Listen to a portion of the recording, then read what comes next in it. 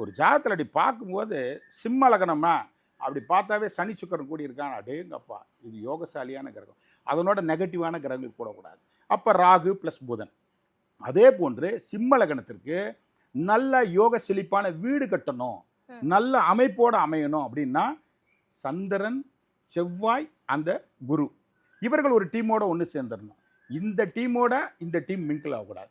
அப்போ குரு, செவ்வாய், சந்திரன் 3 மிங்கிள் ஆயிட்டாவே இடம், வீடு, மனை, கப்பல் போன்ற மயக்கக்கூடிய போதை மயக்கக்கூடிய வீடுகள் கட்டி கப்பல் போன்ற ராஜ பரிபாலனம் பண்ணி இருக்கிறாங்க பார்த்தீங்களா, இந்த அமைப்பும் அவர்களுக்கு கிடைக்கும்.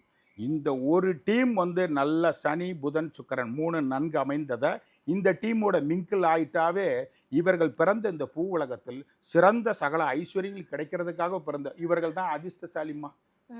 தொட்டதெல்லாம் தாயமா இருக்கும். இவன் முயற்சி சும்மா சாதாரணமாக போடுவான், 100 ரூபா போடுவான். 100 ரூபா போட்டால் லாபம்ன்றது 120 ரூபா கிடைச்சா 130 ரூபா. இவெல்லாம் 5000 ரூபா 10,000 ரூபா சம்பாதிப்பான்.